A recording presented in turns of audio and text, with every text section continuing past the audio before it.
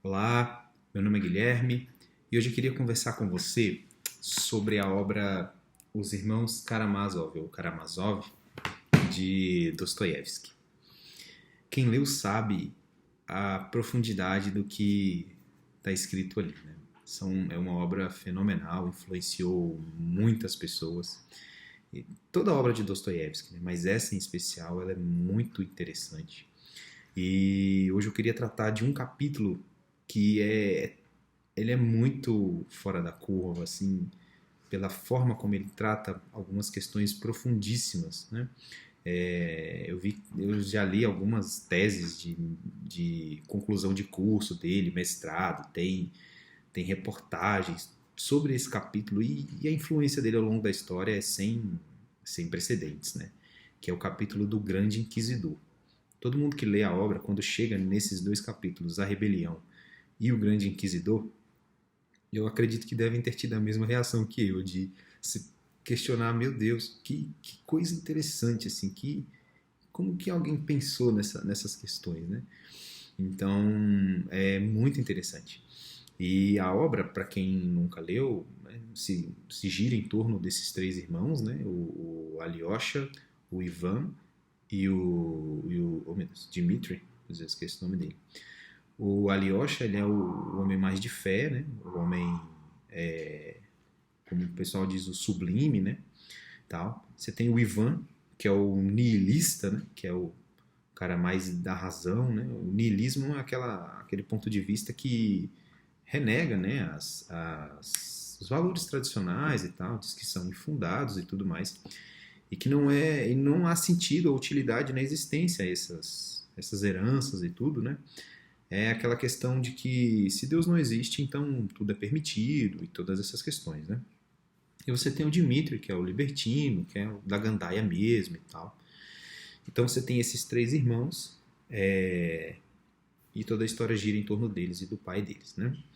E em um certo momento da história, o Ivan se senta para conversar com o Dmitri e você tem esse capítulo do Grande Inquisidor, que ele conta uma parábola como se Jesus viesse para a Espanha nos áureos assim da Inquisição, né, 1400 e alguma coisa, 1500 ali, e ele chegasse ali naquele momento onde estavam preparando as fogueiras e tudo tal. E Jesus chega de mansinho, sem dizer nada, mas todo mundo sabe quem ele é, todo mundo reconhece na hora quem ele é. E as pessoas começam a louvar e tal. Aí conta até uma história que uma mãe vem chorando e põe a sua criança morta diante dele, e ele ressuscita aquela criança e tal. E de repente, o inquisidor, quem era o inquisidor? Né? O inquisidor era como se fosse o juiz da época, né? Realmente quem mandava, quem ia, quem não ia, quem queimava, quem não queimava e tal. Era quem tinha o poder mesmo, né? O executivo, o judiciário, é tudo em um só. Então, e o inquisidor vê naquela situação, vai até lá, né? E quando ele chega, todo mundo sai de perto e tudo mais. E aí ele vai e manda prender Jesus. Todo mundo sabendo quem era Jesus, mas o medo era tão grande dele, de tudo aquilo, que as pessoas dão licença e as pessoas vão e prendem Jesus e tudo, né? E aí, logo mais à noite, o inquisidor vai até a cela de Jesus. E aí se inicia um monólogo dos mais interessantes assim que eu já tive contato. É muito, muito interessante. E, e aí ele começa a falar com Jesus, e o início da sua frase é assim: você não tem o direito de vir aqui e mudar o que você disse desde há 1500 anos atrás. Você não tem esse direito. E em cima das tentações de Jesus, em cima das três tentações de Jesus, ele cria toda uma tese para mostrar como que Jesus foi culpado daquilo que está acontecendo, que o culpado de toda aquela situação era o próprio Jesus. E a partir dessa perspectiva, né, você tem ali a proposta número 1 que foi feita a Jesus no deserto, né, de transformar pedras em pães, né? O diabo falou para ele: se você está com fome, então transforma pedras em pães. E Jesus disse: nem só de pão viverá o homem, mas sim de toda palavra que sai da boca de Deus. E aí ele começa acusando Jesus, e é muito interessante a acusação dele. que ele diz assim, olha, a sua promessa de liberdade aos homens, ela é insuportável. Porque se você tivesse transformado pedras em pães, a humanidade correria atrás de você. Todos iriam atrás de você, mas você não quis privar o homem dessa liberdade. Porque a liberdade que você quer, que é a liberdade da fé, ela é incompatível com essa liberdade comprada pelos pães. Você disse que nem só de pão vive o homem, mas você sabe que o homem ele vai se levantar contra ti porque ele quer pão. Você sabe que o homem irá atrás de qualquer um que, em lugar da sua liberdade, olha isso, lhes dê pão. Isso é muito confrontador. Aí ele fala, você sabe que alguns irão segui-lo, alguns milhões talvez o sigam por conta do pão do céu. Mas e os outros bilhões que não farão assim? E todos esses outros que precisam ser alimentados, que precisam de terem que não têm essa consciência de liberdade, precisam ser alimentados de certa forma, né? Aí ele diz, olha, por isso que alguns, como eu, precisam carregar esse fardo da liberdade pelos outros. Olha só, ou seja, eu ofereço a eles uma falsa liberdade e reino sobre eles, justamente porque eles não conseguem lidar com a vastidão da liberdade que tu dás a ele. É preciso diminuir essa liberdade, é preciso limitá-la. Se você, Jesus, tivesse transformado pedras em pães, nada disso seria necessário. Nada.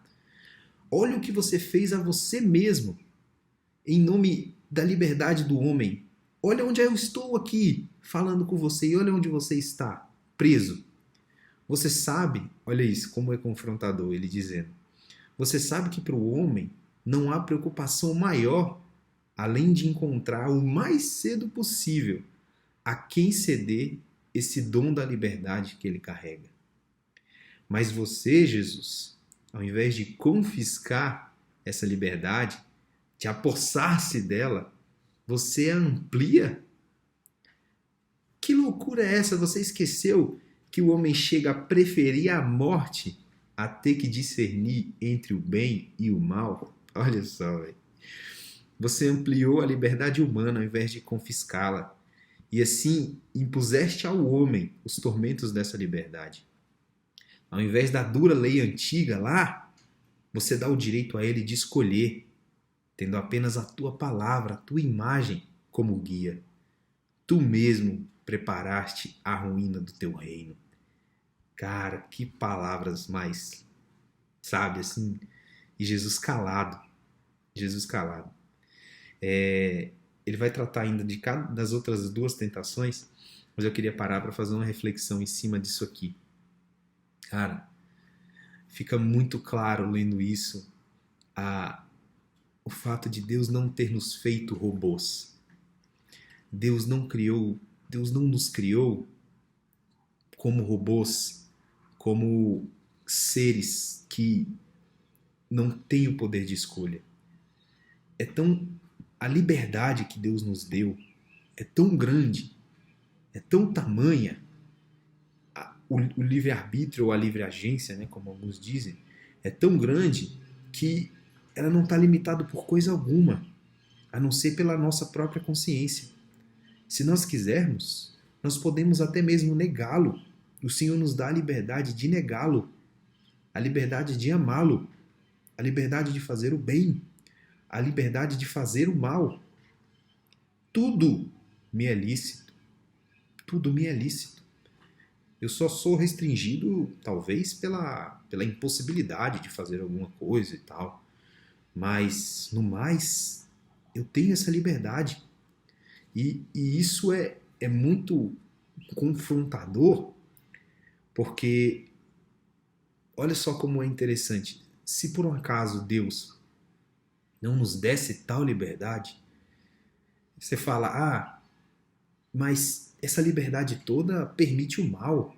Essa liberdade toda faz com que os homens façam coisas terríveis e tudo mais. Por que talvez Deus não vá impede o homem de fazer a maldade dele, ou então impede que certas pessoas más nasçam, ou que certas coisas aconteçam e tudo mais. Mas agora olha isso. Se Deus viesse e impedisse os atos ruins todas as vezes que eles fossem acontecessem, ou matassem, ou fizessem, ou não permitisse isso, ou alguma coisa, e só perpetuasse as coisas boas, primeiramente nós não teríamos liberdade, nossa liberdade estaria limitada. E segundo, não existiria mais ninguém na terra, porque o próprio Jesus diz: vós sois maus, em Mateus 7,11. Em outro momento, ele diz: eu bem sei o que tem no coração do homem. Então nós somos maus. Nós, se Deus fosse matar ou impedir cada ação ruim, se ele fosse destruir cada um que fizesse o mal, no fim não haveria ninguém. No fim eu e você não estaríamos aqui. Porque quanta maldade, talvez não uma maldade explícita de matar milhões e tal, mas quantos ódios dentro do coração, quantos assassinatos no oculto da mente, quanta coisa muitas vezes, quanta mentira, quanto engano muitas vezes velado dentro de nós, preconceitos, orgulhos e tanta coisa, tanta coisa dentro de nós que se fosse colocado para fora seria motivo das maiores vergonhas do mundo. Então Deus não inibe o mal ainda, Deus não destrói o mal ainda, porque ele teria que nos destruir.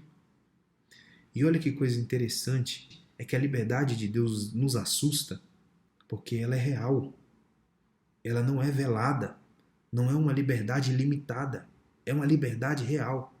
Ele não vai te obrigar a nada, ele não vai nem mesmo a amá-lo. Mas conhecendo, é impossível não amá-lo. Você conhecendo, não tem como não fazer.